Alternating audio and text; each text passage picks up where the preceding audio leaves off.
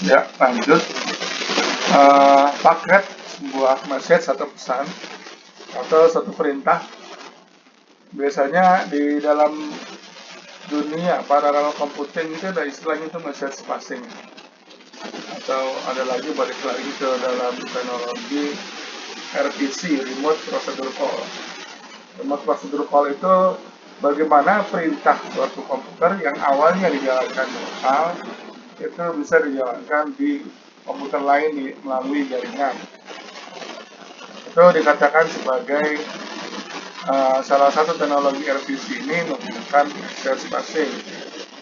Message passing pada saat marshalling atau saat dipisahkan antara perintah dengan datanya, tadinya dibungkus awalnya pada saat marshalling, istilahnya itu marshalling itu pemecahan perintah dengan datanya itu sendiri dikirim, perintahnya dulu dikirim baru datanya. Nah, ini di message passing itu sendiri perintahnya itu karena komputer biasanya itu sistem operasinya sama, perintahnya sama, dikirimkan bukan dalam bentuk perintah tapi dalam bentuk message yang akan dibuka menjadi perintah. A message that is broken up either by user software or a network base. Message-nya itu dipisah. Ini entire paket ini. Port switch ini. Nah, ini dipisah dalam beberapa thread-nya. A, B, C, D. Port switch seperti ini. Kita paketnya di sini, yang terpaketnya di sini, di sini. Store and forward packet switching. Dipindahkan di sini, kemudian di store, kemudian di load di sini. Katakanlah paketnya di sini dikirim ke komputer yang ada di sini.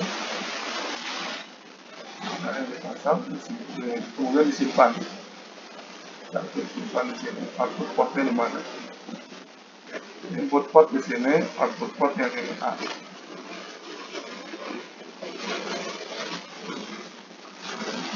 Network interface board in multi-computer seperti ini. Ada CPU, ada main RAM, ada sistem operasi. Di sini ada dua disebut sebagai switch, network interface, Ethernet card, ID card dan sebagainya. Ethernet dan sebagainya sama. Optional onboard CPU, kadang-kadang ada onboard CPU-nya di sini. Kadang-kadang, tapi juga kadang-kadang itu juga disediakan untuk mengakses network RAM. Jadi kalau ada di sini RAM-nya, tidak harus ada sistem operasi di sini. Bisa saja tidak ada sistem operasi, bisa berjalan. Tidak perlu diinstal sistem operasinya, itu diambil dari server jalan. Lain, nah ini kalau di sini network interface seperti ini, user dipasing ke OS programnya. Dari OS dikirimkan datanya, katakanlah ingin menggunakan CPU kelima, menggunakan switch, jaringan switch biasa. Ini untuk interkoneksi.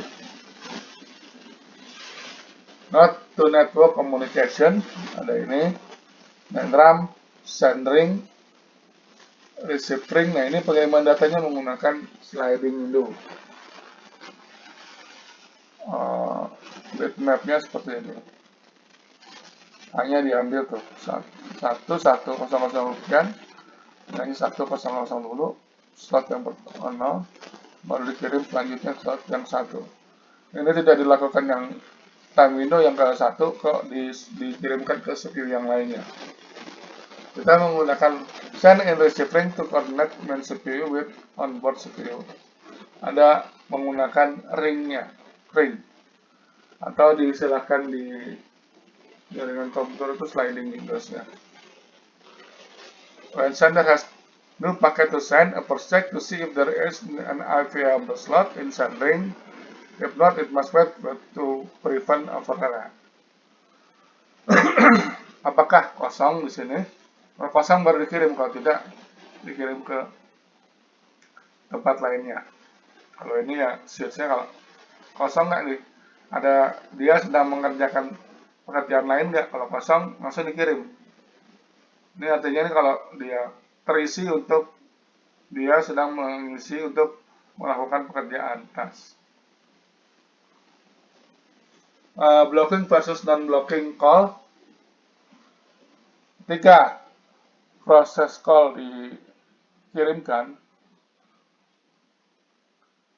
ditentukan tujuannya dan juga buffernya disimpan sementara untuk dikirim ke tujuannya, destination-nya.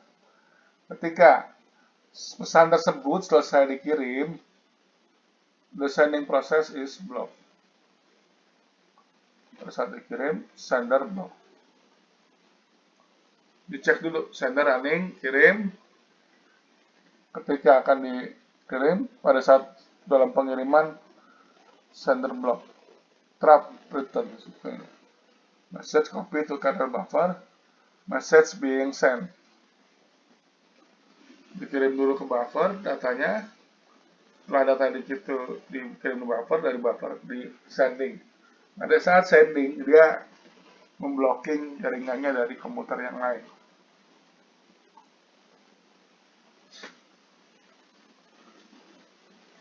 Program harus terikat ke dalam prosedur library yang disebut sebagai client stub atau disebut sebagai client prosedur. Server terikat dengan prosedur call server stub. Client CPU memiliki client stub, server CPU memiliki server stub.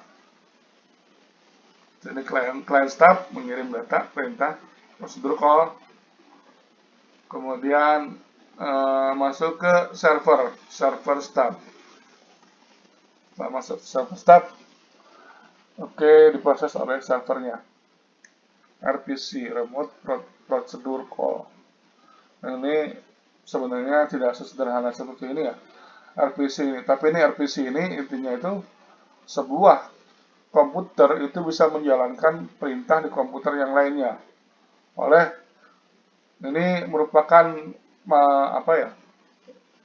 suatu bentuk pengiriman perintah yang sudah lama, atau yang contohnya itu telnet. Dia mengirimkan perintah, katakanlah ls min la atau dir. Itu dia mengirimkan perintah dari komputer kliennya, melakukan perintah dir di sini, kemudian dia prosesnya itu dikerjakan oleh server, dan di sini hanya menampilkan hasilnya. Atau juga bisa mengambil data dari sini, dikopikan ke sini, di-download datanya ke sini, atau bisa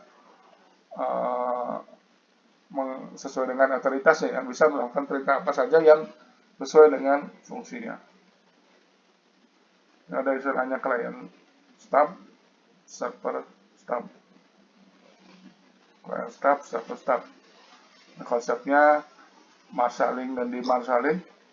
Awalnya dia mengirim perintah sekaligus mengirim data yang akan diakses. Dikirim, dipisahkan antara perintah dan juga datanya, baru di sini disusun ulang, baru dijalankan perintahnya. Itulah konsep dari remote procedure call.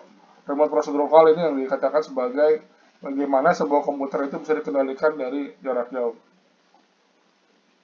Ini dasarnya itu dengan menggunakan perintah remote procedure call. Ada lagi istilah distributed share memory. Various layer share memory di hardware bisa di-sharing, OS-nya, atau juga software-nya, user level software. Di sini ada beberapa mesin 1, mesin 2. Ini hardware-nya, runtime operating system, hardware-nya di-sharing. Memiliki share memorinya. Ini yang B, operating system-nya yang di-sharing. Yang C, sama-sama aplikasinya di-share di sini. Pada saat share memori ini agak berbeda dengan jaringan. Di sini tahapan-tahapan di CPU dan sistem operasi, ada level aplikasi, ada runtime system atau dikenalkan istilahnya itu sistem operasi, atau di hardware-nya. Contoh, kalau dari hardware itu penerapannya kita bisa mengendalikan melihat CCTV yang ada di terhubung ke CPU lokal. CPU-nya katakanlah satu di headquarter-nya di Jakarta, di Cilegon, terusnya ada di cabangnya ada di Bayah. Di sini si komputer yang ada di mesin satu ini sendiri, di mana mesin 2 ada di Bayah, bisa dilihat katakanlah di Bayah ini ada CCTV, CCTV-nya terhubung komputer. Dia bisa mengakses hardware yang ada di Bayah. Ini dikatakan sebagai share-nya secara hardware. Secara sistem operasi, katakanlah dia bisa mengendalikan sistem operasi yang ada di komputer di mesin 2. Biasanya menggunakan perintah telnet atau putih dan lain sebagainya. Yang ini share aplikasi bagaimana si mesin 1 itu bisa menggunakan aplikasi yang ada di mesin 2. Ini konsep client server itu ada biasanya itu di level aplikasi. Tadinya aplikasi yang jalan di client itu sebenarnya jalan di server. Database yang ada di server, tapi si klien ini bisa melihat isi database-nya. Itu dikatakan sebagai kategori user level software. Distributed server ini menggunakan replikasi. Database terdistribusi ke dalam 4 mesin. Itu acak 0, 2, 5, 9, yang ini CPU 1136 dan seterusnya. CPU 0 reach page 10 sini. CPU 1 reach page 10. Replikasi page distributed on 4 mesin. Ada 16 page dibagi ke dalam 4 mesin. Ada yang kebagian 4, ada yang kebagian 5, ada yang kebagian 2. Seperti ini. CPU 0 reach page di 10. Nah ini. CPU 1 reach page 10. Ini.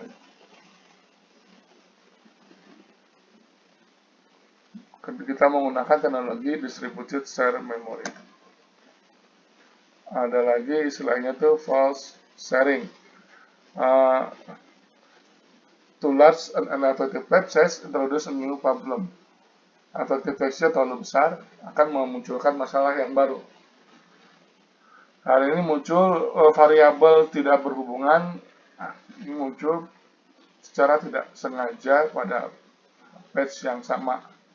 Sehingga pada saat proses digunakan, salah satu di antaranya akan tapi diambil yang lainnya.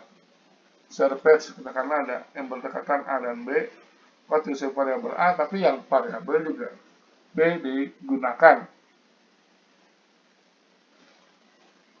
Karena menggunakan page yang sama. Terima kasih. Wassalamualaikum warahmatullahi wabarakatuh.